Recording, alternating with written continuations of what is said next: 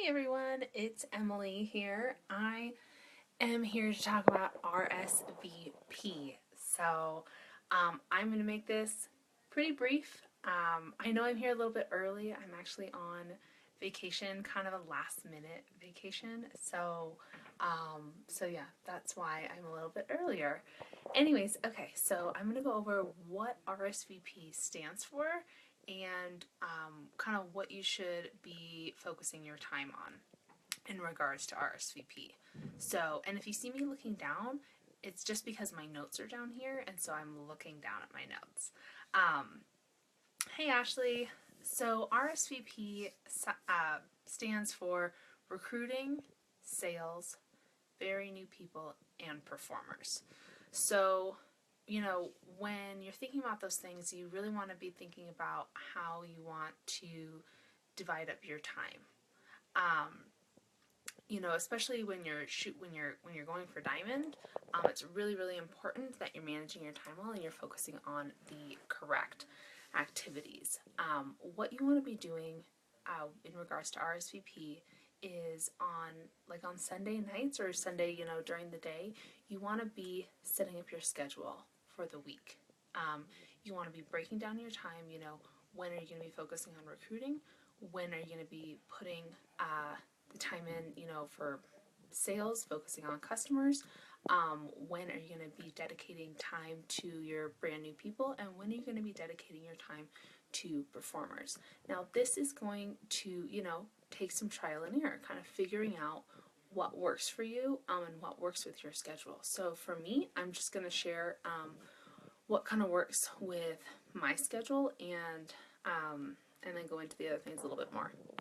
So for me, on Mondays, I focus heavily on recruiting. It's my big invite day, and I do that because I have the most free time on Mondays. So I know that I can dedicate a ton of time to inviting that day. So that's when I bang out a ton of my invites.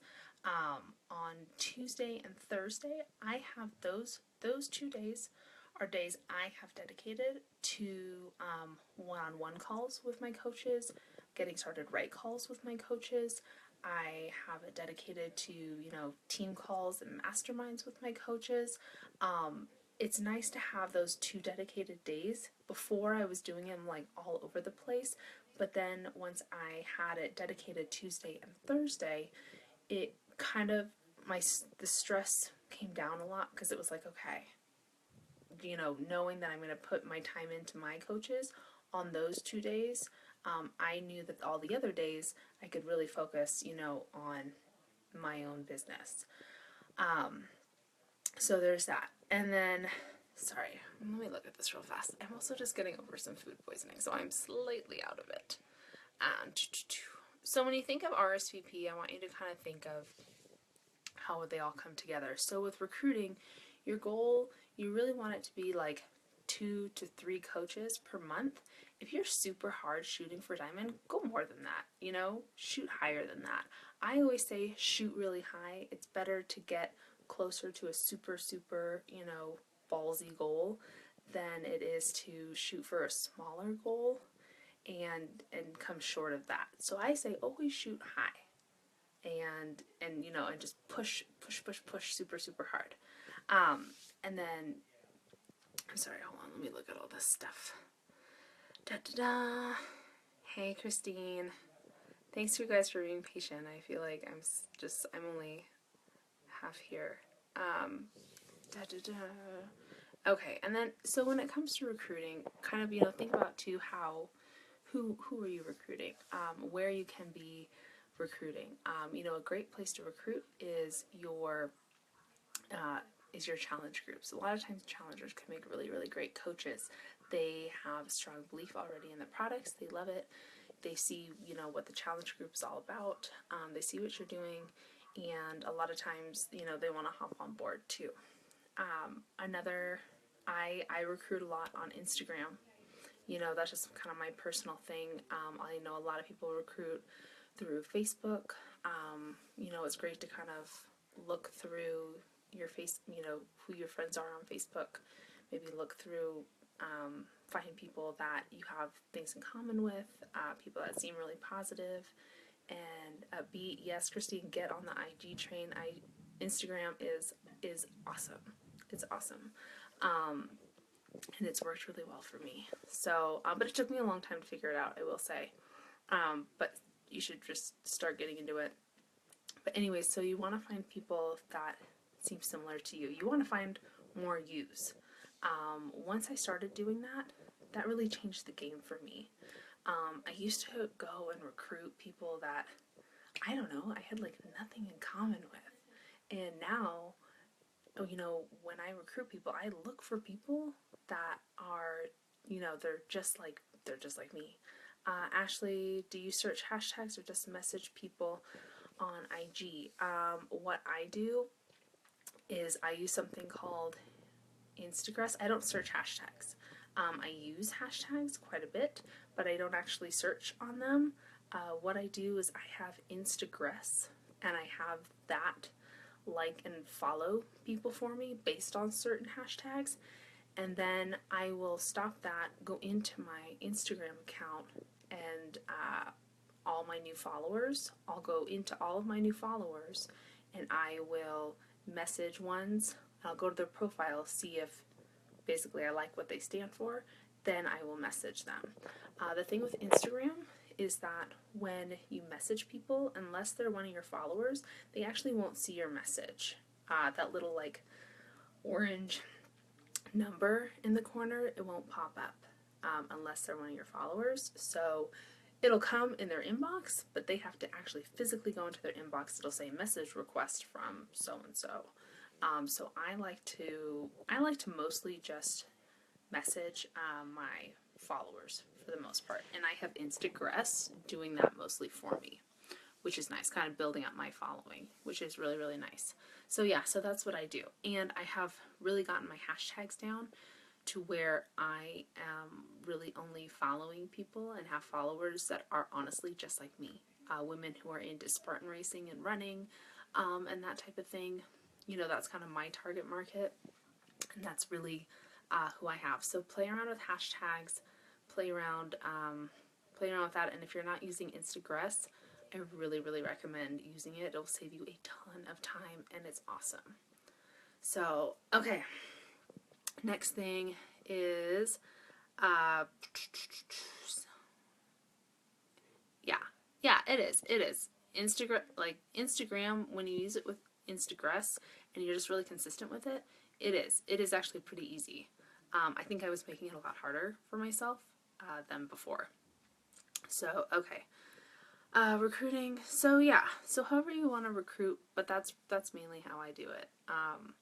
And when I got to Diamond, it was a mix of Instagram and Facebook. So yeah, definitely possible. And also I wanted to mention too, when I got to Diamond, I got to Diamond with almost all in my cold market. Kind of like Christy, you know, her warm market wasn't super warm. I got a lot of customers from my warm market when I started, but I didn't get a lot of coaches. So it took me a little bit longer to get to Diamond, and it's because I went into, you know, my cold market. And when you go into your cold market, that's when big numbers are really important. So on Instagram, I do big numbers because you have to. So, okay. And then with sales, you know, with this, think about, you know, how are you inviting people? Are you sending people, you know, private messages? Are you building that relationship first and then inviting? You know, kind of figure out what works for you. I'm someone who goes right for the invite. I have people on my team that do the relationship building first, and that works for them. I am more of an invite first, build a relationship after. That's just, again, my thing, and that's been what has worked for me. So figure out what works for you. I will say that for challenge groups, and sales, that type of thing, I do most of that on Facebook.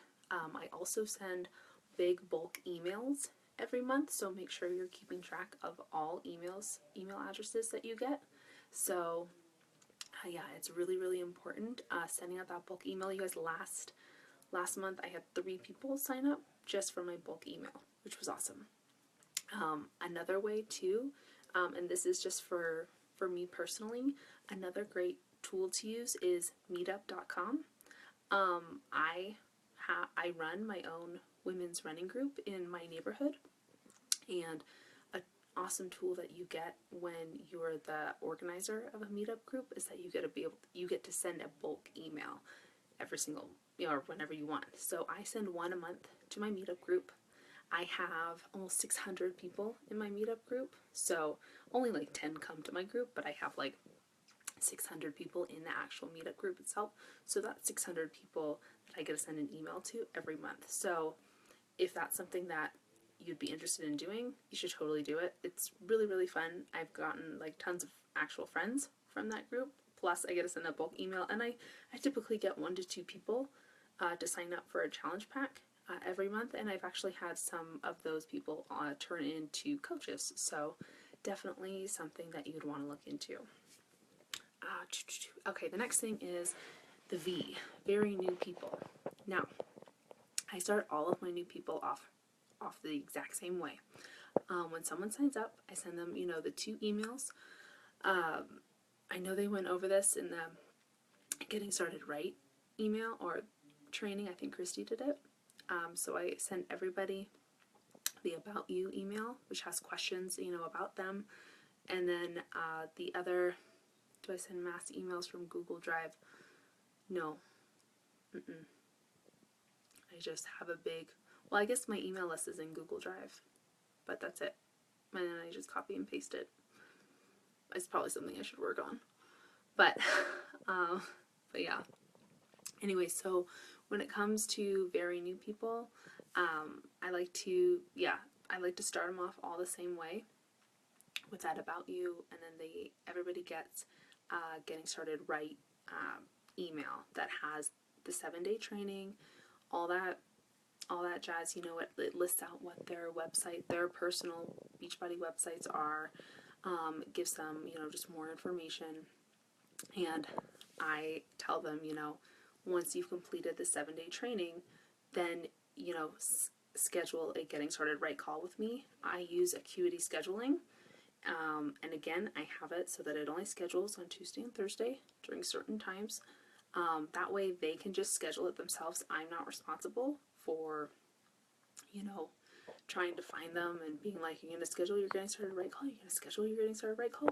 They have it, it's there, and you guys, the people that are going to follow through with that, they're going to follow through with that. So don't feel like you have to chase people around. The ones that are going to show up are going to show up.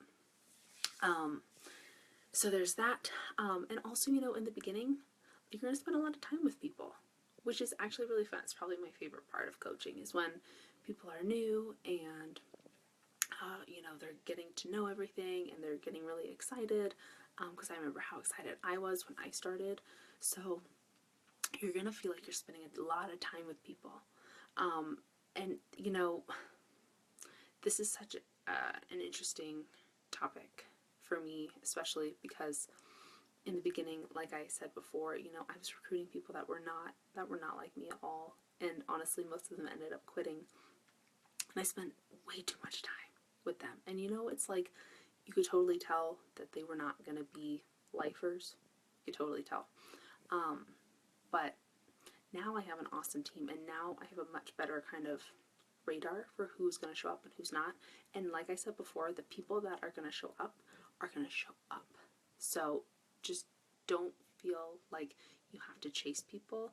And that's why I like to start everybody the same, because I know that the leaders are going to follow through and show up. And the ones that don't, that's on them. Everybody has the same opportunity. So just really remember to keep that in mind. I know this can be really hard, especially when you're building to Diamond and all you want is to see your coaches succeed, but honestly, you cannot want it more for them than they want it for themselves. It's just not going to work. So, yeah, that was something hard for me to learn, but eventually I did, and honestly, I'm better for it. Okay, and then last thing is performers. So performers, and again, this is going to be a little tricky in the beginning because you're not really going to know who's a performer and who's not. But the people that do perform, those are the people that you really want to make sure that you're putting in a lot of time to. You know, you might think that, oh, well, they're doing really well, they probably don't need my help. No, they probably do. They probably need it. They need it more so than the people that only show up half the time and or complain all the time. You know, put your time in to, you know, to those performers, because they're the ones that need it. So so yeah, make sure that you're just, you know, talking to them all the time, and, you know, doing masterminds with them, all that good stuff. So I think that is it. Yeah, for the most part. All right, you guys. I gotta go. I hope that was helpful. If you have any other questions, feel free to drop them in the comment section. All right, thanks, guys. Bye.